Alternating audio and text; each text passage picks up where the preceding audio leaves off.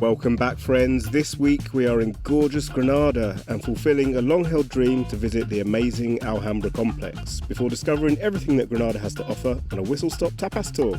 Plus, we finally get to the bottom of our light situation. Alright, that's us all checked into the campsite then? Yeah, it's a really nice campsite actually. Yeah. I'm quite impressed. It's compact, but it's got everything that you need and a swimming pool as well. What can you ask for? Exactly. I love the swimming pool. This is our pitch. Not much to see.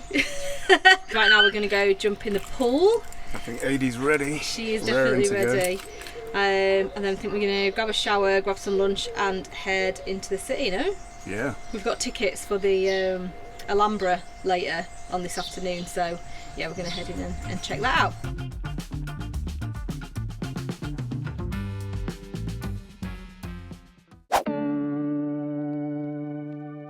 The Alhambra is one of the most well-known tourist sites in Spain, but also one of the most misunderstood. Many people think it's simply a palace, when in reality it's a sprawling walled citadel which contains numerous palaces, as well as a military base, gardens, administrative offices and much more. The majority of it was built by the Moors, who came to Spain from North Africa, which explains the beautiful Islamic architecture it's famous for and which is widespread across much of southern Spain. So the Alhambra has been on my list, my bucket list, for absolutely years. It's one of the places that I've been wanting to see since I was a little kid, and I think I probably saw it in National Geographic. Now Sarah gets annoyed at me because she says that I don't get excited about anything, and it's true, I don't really get that excited, but I've been pretty excited to come and see this. And in my opinion, it's incredible. What did you just say about it? Okay, alright. So I said it's really impressive because it's very intricate. Obviously there's a lot of work that went into it, and the vastness of it is obviously part of the impressiveness of it. However, I feel like maybe this is just because I've got AD strapped on me and I'm really hot and excuses. All this kind of thing. But anyway, I feel like once you've seen a little bit of it, you've seen all of it. It's all kind of samey.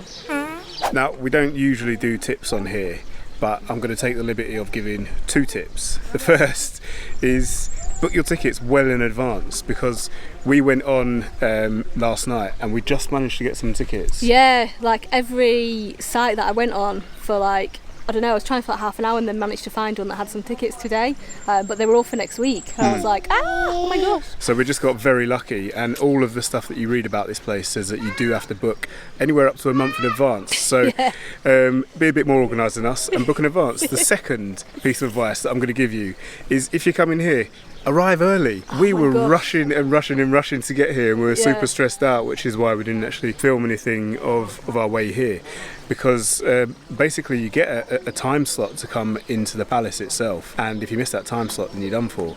But because we've got AD, we've got a pram, you're not allowed to take prams in, we had to go and book that in. It's like a 10-minute walk from the entrance. They check your passport 5 times, they check your tickets about 7 times. We've had our passport out more than we do when we're like travelling to a different country. Yeah, it's absolutely ridiculous security here. Yeah. So we did actually get let in the end, but we were kind of, I think, 20 minutes late. Yeah. And then there was a massive queue as well, so arrive early. Regardless of what Sarah says, this place is absolutely incredible, and I'd urge anyone to get it on their bucket list immediately. It's genuinely one of the best things I've ever done.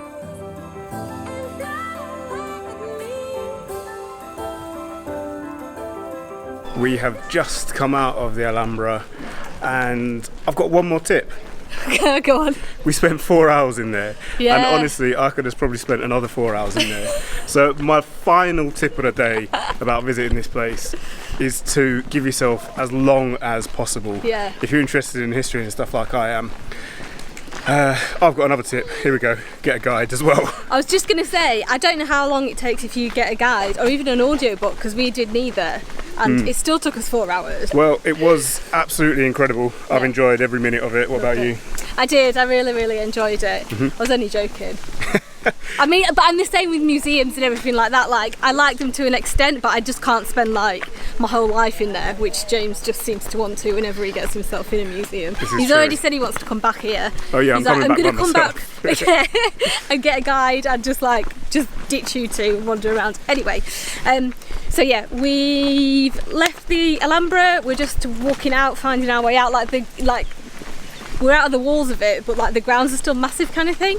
So we think we're going the right way. On our way to a Moroccan restaurant, which hopefully is going to be open and have a table and have some delicious food. Because yeah, all that walking around there in the heat has got me starving.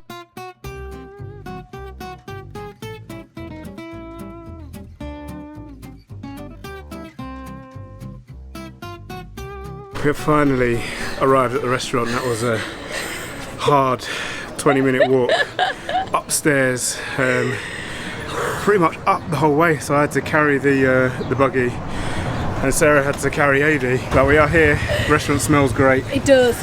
And I'm ready to eat. Me too. Well, I'm not going to lie. I'm pretty disappointed. We just popped in, and it is closed. It's closed. Can you believe it? Well, it's open but closed. So, plan B. I don't have one. I'm gonna. Look at the sweat on my forehead. Oh my gosh, all that wasted effort. We're gonna have to get on Google. So we found another Moroccan restaurant. Food's just come. Looks pretty good. But one thing that we forgot to take into consideration: no beers. lemonade. So disappointing after all them hills, after working up that massive sweat. What I really wanted was a nice cold one. I'm gonna have to settle for a lemonade. It's tasty though. Today has got off to a little bit of a rocky start. I went out to the shop to buy a couple of bits and pieces for breakfast and for lunch, and somehow on my way back I managed to lose €15. It's not a lot of money, but it's just so annoying, and I don't know how it happened. I was wearing a new pair of shorts, and I'm assuming that it just kind of jumped out of the pocket of those. So yeah, that's a bit frustrating. It also means that I'm going to have to go to the cash point to get some more cash out, because in order to get into the centre of Granada, which we're planning on doing this afternoon, we need to get on the bus, and for that you need money. We don't really carry a lot of cash. We usually just pay for everything on our card, but yeah, there we go. Gonna have to go and get some cash. I'm in a tip giving mood this week, so I'm going to give you a massive tip here. This one's huge financially, okay? So yesterday I went and got some cash out, and I went to 4 different banks, because the first bank was trying to charge me €6.85 to take my own money out. The second bank was trying to charge $3.50. The third bank was charging something similar, and the fourth bank I happened upon, it was free. So, you know, if you look around, then you can find free cash points. The biggest tip that I'm going to give you though is whenever you take money out, make sure that you take it out in euros and don't accept the exchange rate from the ATM itself. And that tip also applies for when you're paying for things when you're out and about. Pay for it in the local currency rather than accepting the exchange rate that is being offered there and there at the time, and it is usually, well, not usually, it's always way cheaper. Now, from taking that cash out yesterday, I can tell you that the exchange rate that they offered me was £48 to €50, and what I actually got from my bank was £42 to €50. So that's a £6 difference, and that's huge when you think about the amount that you take out over a longer period of time.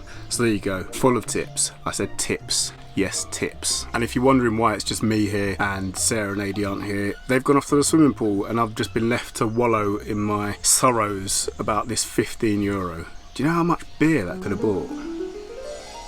I've recovered from my morning's troubles, so we are just on our way into the centre of Granada. We passed through a few really nice areas last night on our way back, so we thought that we'd pop in today and have a closer look at them, get some lunch, and then see where the day takes us, really.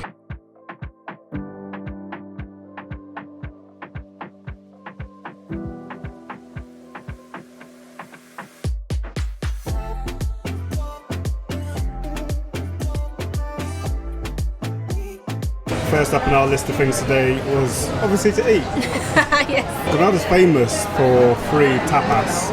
Now we were a little bit puzzled as to what that meant, because we've had free tapas pretty much everywhere that we've been in Spain. However, we think that we might have just figured it out, because at this bar you buy a drink and then they ask you. Yeah, you get to order, like, there's a little menu at the side of the drinks menu, and you get to order which tapa you want, whereas how we've had it previously is that you just get what you're given, like everyone gets the same thing. Exactly. And so usually it gets better as well, so you get given some crifts or some olives, and then you might get given, you know, a meat dish and some, I don't know. Yeah, it fish, builds and whatever. builds kind of thing the longer you stay. Absolutely. But here it's just like you order what you want, so yeah, interesting.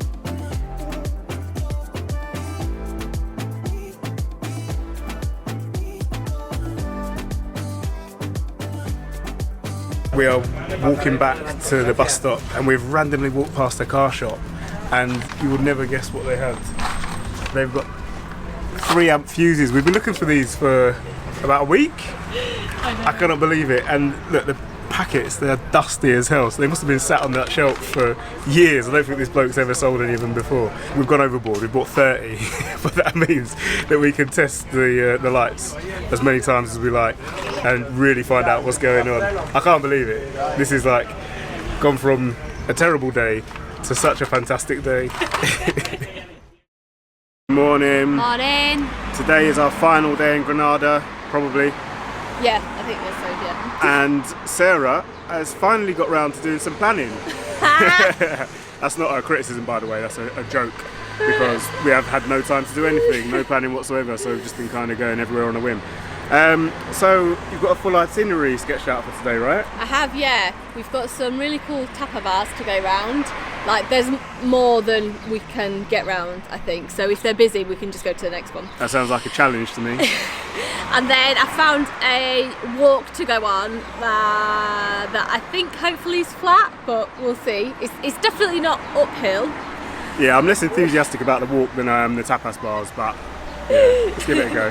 So yeah, we're going to just try and explore a few more bits of the city that we've not been to, a few more different squares, and yeah, just generally have a little amble around, but with a bit more purpose today. We've arrived at the first stop on our tapas tour. What are your first impressions? My first impressions are there was no one in here when we got here, and I've read how good it is, so now I'm a bit like, okay, was that correct? A lot of the tables are reserved though. Yeah, exactly, that's true. Yeah. So it's probably going to get busier, and we are quite early, it is only 1 o'clock. So yeah, I don't know, I've heard really good things about this place, so I'm still excited.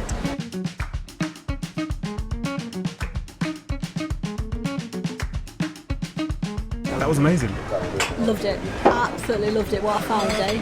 And it's rammed now, we wouldn't get a table now. If we'd have come like half an hour later, we wouldn't have got a table. Yeah, we've got so much more to discover. I know, we've got loads of places to go today, so we got to get going. Let's move on.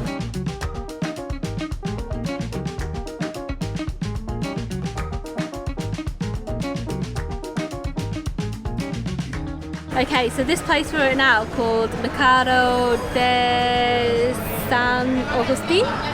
Yeah. Something like that anyway. It's market stalls inside, but they have like little like tables outside so that you can take a beer and try some of the produce and then decide what you're going to buy. It sounds great, right? That sounds good, yeah. I think it's going to be right up our street.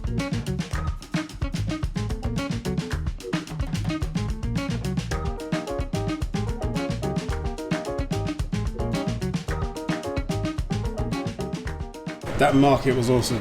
It's great, wasn't it? Yes. I've got to say, I'm really enjoying this tour. And this is what we're all about though. You know, that good food, some nice wine, a couple of beers, and just generally enjoying the food and drink. It is, and the culture and the people that come along with it, because you can chat to people, and like we were chatting to the table next door.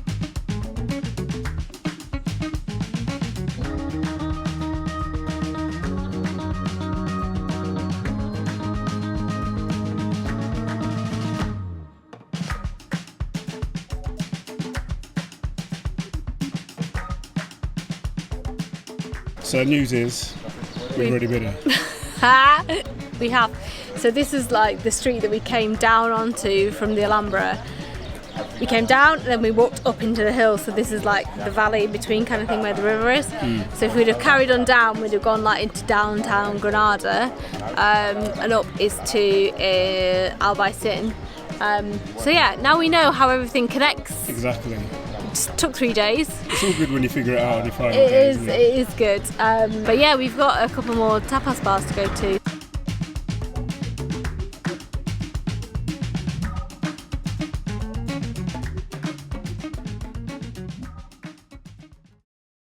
Okay, the time has come that I am going to have a crack at fixing these lights. So because one of the problems that we think it might be is if there's a fault with one of the lights, I'm going to take each light off individually and just keep testing the circuit. Now we've got plenty of fuses to see if that is the problem, and if that's the case, then I can just leave one of the lights unattached basically, can put it back in the ceiling so that there's not a big hole there until we get back to the UK and can order a new one. So hopefully it is going to be one of the lights that is faulty, because if it's not, well, we don't know. Just taking this light off then, because that's the last light on the circuit. I've popped a switch on just to complete the circuit.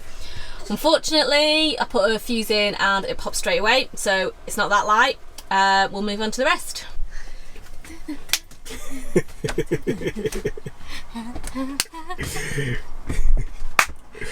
Somebody's happy over there. Fixed it, haven't I? Yeah, nice work. What was it?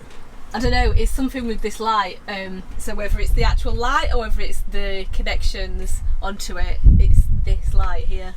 Okay, so you've isolated it, what next? Yeah, I can either put some new connections on it, or can just leave that one unattached for the time being. Right, okay. I don't know if I've brought any of these with me, annoyingly, so I'm going to have a look in the back. If I've got some, I'll try and reattach it again, and if not, I might just leave it as is for the time being, and we just won't have a light there. That's alright. I'll just pop it back in.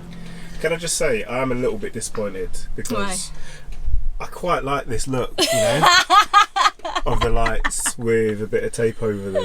I was getting quite attached to that. Just put one of the lights that was working onto this connection where it wasn't working, and the light is working fine, so it appears like it is the actual light that's faulty, and I've just put that light onto this circuit and now it's just not turning on at all. So yeah, I think it definitely is the light that is the issue, so we'll just leave that not working. Well, we can move it anyway to a different one if you'd prefer to have this spotlight working and have it on one that we don't use as much, but it doesn't really matter, because all the others will be working anyway. And yeah, we just need to get a new light when we get back to the UK. Simple. I was so happy. I was like, been thinking, like turning it over in my head like so much, and yeah, managed to fix it. Are you delighted that it's not your electrics that are dodgy? It is actually the light. It's the fault with the light, yeah. How wicked is that? Thing I'm not so delighted about is we spent so long looking for fuses, and actually I only blew one in testing it, so we didn't actually need to bother buying any more fuses. Well, we've got them now, and the lights are probably one of the main things that are likely to go in again in the future. So yeah, it's true. At least we've got a nice few spares to keep. But if anyone needs any 3-amp fuses, we do have 30 of them, so we can, we can always share a few. How does it feel to have the lights working again then? Yeah, pretty nice. It's funny though, actually, because I didn't think that we needed them, and we didn't. We got along fine without them. Yeah. But with them, it just looks really nice, doesn't it? Yeah, yeah. We even gave Cassie a little wash to celebrate. And on that happy note is where we're going to leave you this week, friends. We hope you enjoyed it. If you did, then please hit that thumbs up button. And if you're new around here, then we'd love you to subscribe as well. And make sure you hit that little bell button so you get notified every time we post a new video.